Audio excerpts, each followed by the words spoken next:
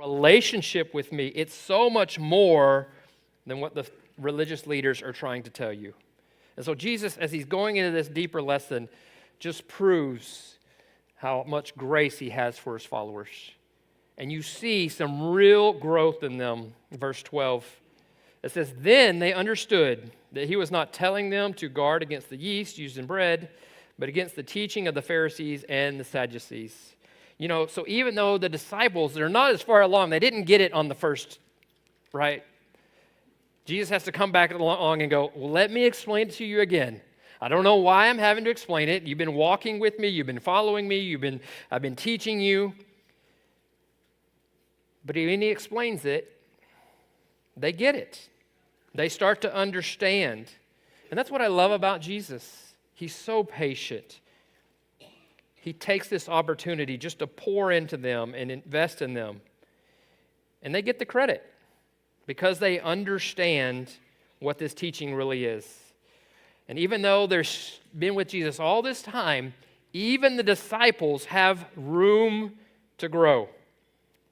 Even the disciples, you'll see here in just a minute, that it's going to reveal what they really think about the Messiah, right? They're still expecting Jesus to be this military, political, ride in and establish his kingdom here on earth. They're still not where he needs them to be.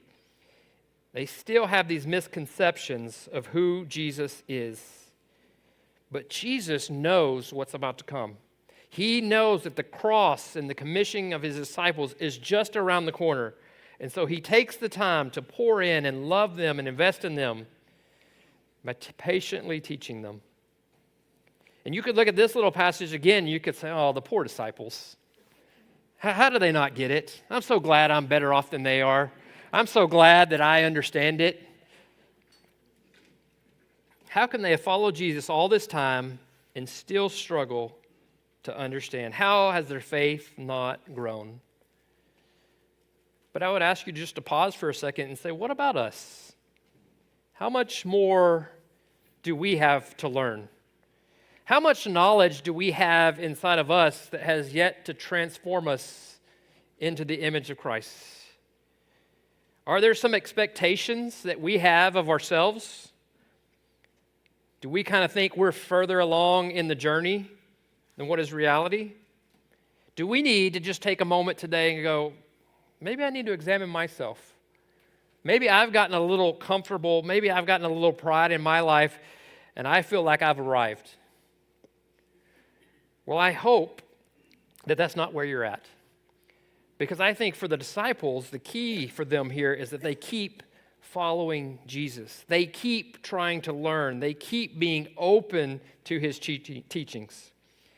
And so you see that Jesus changes the expectations of the disciples.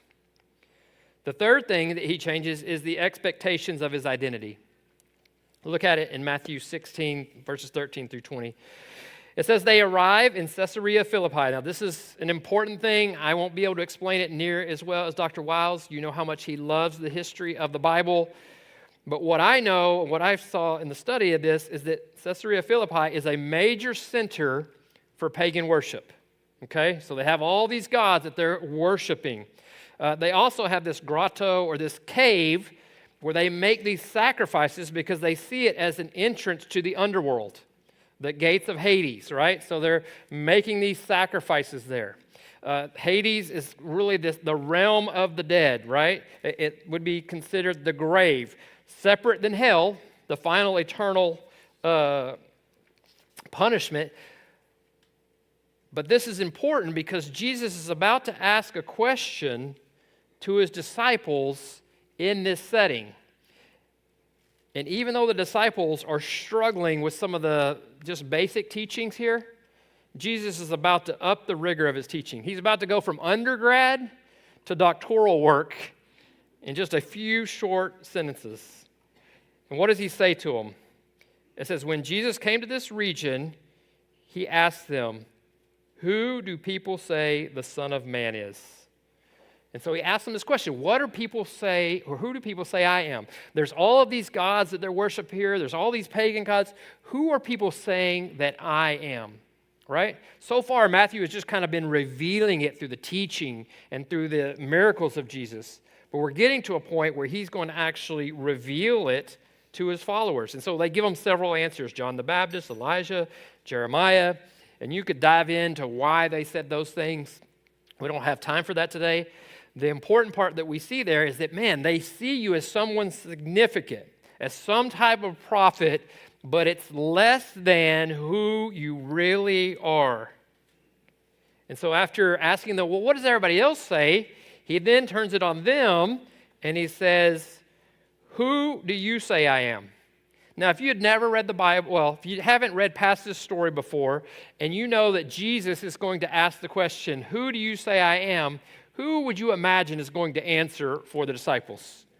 It's going to be Peter, right? I mean, he is just the most bold, and he can't help but get the answer out of his mouth. And what does he say? Simon Peter answered, you are the Messiah, the Son of the living God. Peter gets it right. A while ago, he didn't even understand about the bread, but this key theology right here, he gets it. You are the Son of the living God. And what does Jesus say about this confession? Blessed are you, Simon, son of Jonah, for this was not revealed to you by flesh and blood, but by my Father in heaven. Peter, you didn't come to this all on your own. This didn't come to you through some tradition that was man-made to help you understand the law. This was revealed to you from inside of who you are. It was revealed by my Father. And so finally, thankfully, the disciples have arrived. They've gotten to exactly where Jesus wants them, and they're ready for the mission, right? Is that what happens? No. Before we get to that part, I want to just spend a moment saying, what does Jesus really challenge them? What authority does he give them because of this confession? Look at it, verse 18. And it says, I tell you that you are Peter, and on the rock I will build my church, and the gates of Hades, okay, remember what we said about Caesarea Philippi, will not overcome it. I will give you the keys of the kingdom of heaven, and whatever you bind on earth will be bound in heaven, and whatever you loose on earth will be loose in heaven. So Jesus says, good job, you have confessed correctly. And because of this confession, not because of who you are, Peter, but because of your confession, you will be foundational. I will build my church on you. And obviously, you know, we probably could have spent the whole 30 minutes just talking about this little passage, right? On Peter and his name meaning rock. And what does it mean to build my church on you? What I want you to focus on and think about, this authority that's been given to him, is that the church will be built not only on Peter's confession, but everyone that makes the same confession that Jesus is the Son of the living God. He is the Messiah. And this church that will be established, even death will not prevail against it. And that's a very easy concept for us to understand, because we know in just a few short chapters that Jesus is going to go to the cross, he's going to be resurrected, he's going to defeat sin, death, and the grave. But for the disciples, that's still new information. They're still trying to wrap their mind around and understand really what Jesus is saying here. But he's saying, my church will not be defeated. He says, I am going to give you the keys to the kingdom. I'm going to allow you to bind and loose. So what does all that mean? Well, it means that they are given authority to make decisions for the church.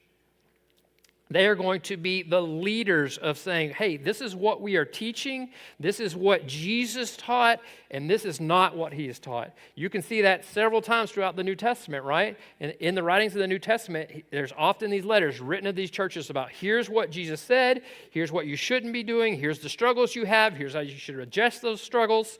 And so he's saying, I am telling you that you are going to be the administrators of God's mission and God's will, the proclamation of the gospel, These keys that open and close doors are going to give you the authority to open up the kingdom to all who confess. What a great thing. What an awesome thing that God says, come and be a part of my mission. That's what we get to be as the church. We get to be a part of welcoming those into the kingdom by telling them about this great gospel of Jesus' love and sacrifice. So much authority has been given to them. And then Jesus says in verse 20, but don't tell anybody. Not just yet. I want you to wait because I don't want people coming to me just because of who I am and the miracles I've done. I want the focus to be on the cross. I want the focus to be on my death and the resurrection. I want the focus to be on an internal, spiritual, personal revelation. I don't want them to follow me because of these great things I've done and these miracles. I want them to do it because they have this relationship with my Father. So the personal question I have for you is this. Would you do the same when Jesus asked you, who do you say I am? What would your answer be? And I guess when I ask you what your answer would be, I would ask the same follow-up question of, do your words and actions match up? In the life that we live on a daily basis, are the things that we confess as Christians the things people see in our lives? Do people see Christ reflected in us? Are we furthering the mission of spreading the gospel? Because you know what? You're not required to be quiet. You're actually called to go and tell the good news. So see, Jesus here has said, I am the Messiah. He's challenged the disciples' expectations on the mission. And he's going to wrap it up by challenging what that mission really looks like, why the Messiah has come, and how you can really follow the Messiah. Look at it in the last few verses as Jesus kind of talks about this path of suffering. You see, Jesus' ministry has fully turned to the cross. Look at it in verse 21. From that time on, Jesus began to explain to his disciples that he must go to Jerusalem and suffer many things at the hand of the elders, the chief priests, and the teachers of the law, and that he must be killed on the third day and be raised to life. Can you imagine? I mean, the roller coaster of emotions that the disciples must have been on. I mean, it starts out, even in this chapter, they're getting rebuked because they don't understand the bread, and then they get this praise because they've confessed and they've been given this authority. And then he says, wait, don't tell anybody yet. And then he says, oh, I am the Messiah, but I have to go and suffer. Because their expectation is, no, you don't need to suffer.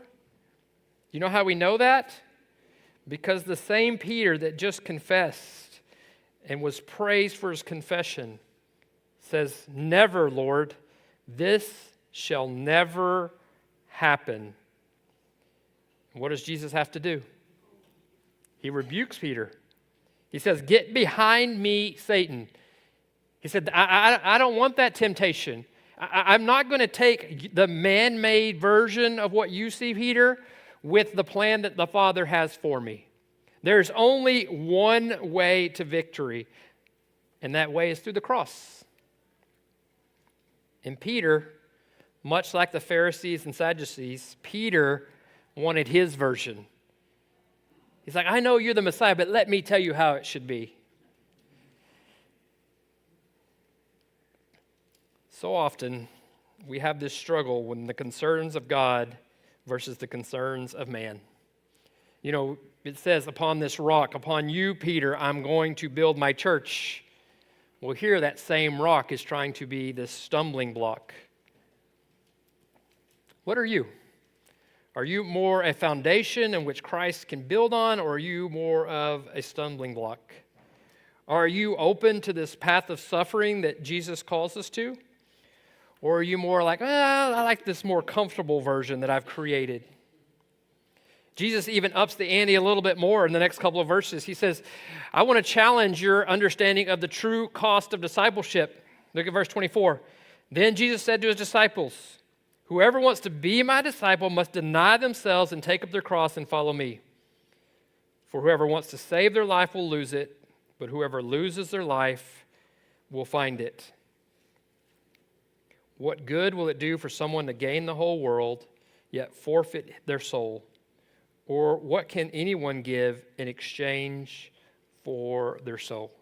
Jesus says, hey, not only am I going to have to go to the cross and be crucified and die, I'm calling you to that same path. That is what it means to be my disciple. You must take up your cross.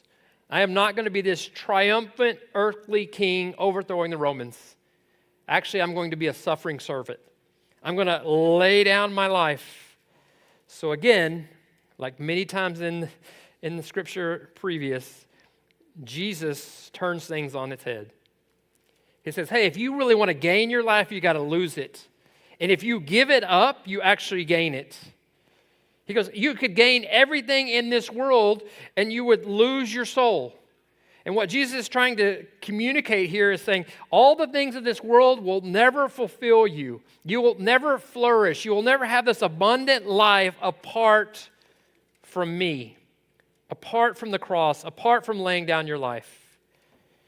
And I think this is just such an important teaching for Jesus. I mean, he's getting to the end of just pouring into his disciples. He says, I know there's going to be a struggle, that you're going to want it both ways, the ways of this world and the ways of me, and you can't do it. You cannot live in that conflict.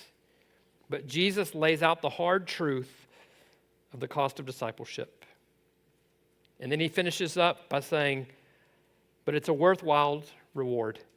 Verse 27 says, for the Son of Man is going to come in his Father's glory with his angels, and then he will reward each person according to what they have done. Jesus is simply saying the price is worth it. This sacrifice that I'm calling you to pales in comparison to the glory that is found in Christ. This restoration of my creation, it's going to be costly. It will cost you, but it's so worth it. And what a powerful motivation that should be for me and you today. The disciples, they needed it. It's kind of like Jesus is saying, buckle up. It's about to get hard. I'm about to be truly persecuted. Because you know, they're going to be scattered. They're going to start to question. They think he's dead. They think it's over. But Jesus says, no, that won't be the end of the story. I'm going to come in the Father's glory. Look at verse 28. It says, truly I tell you, some who are standing here will not taste death before they see the Son of Man coming in his kingdom. Jesus says, just wait. You think you've started to understand my glory? I've given you just a taste. We're just barely scratching the surface. There's more signs to come. When you get to chapter 17 next time, you're going to see the transfiguration and just this beautiful image. But we also know this beautiful miracle of the cross and the resurrection and how powerful that will be in the lives of his people. Jesus is saying, I'm going to continue to challenge you. I'm going to continue to reset expectations. I think for many of the young people, this is kind of like those YouTubers, those people that are blogging. Jesus is saying, hey, just like and subscribe for more. Like, just follow me. I got so much more I want to bring into your life. If you will just follow me, trust me, it's going to be a hard challenge, but it's going to be so worth it. Guys, there's so many expectations that were talked about in this chapter. I hope that we'll challenge you a little bit today to maybe examine your own life, maybe examine your own relationship. There are 3 questions I left you there to kind of consider as you go throughout your day and your week. What expectations might Jesus be challenging in you today? What would be your confession of who Jesus is in your life today? If someone were just to ask you, give me a testimony, how is he the Son of God in your life? What would you say? And lastly, how might Jesus be encouraging you today to live out your faith? That's my challenge, to just examine the expectations you have in your life. I want to say thank you to everyone that joined us online. We'll be back in 2 weeks with the Pastor's Bible Study, so thank you and hope you guys have a great day.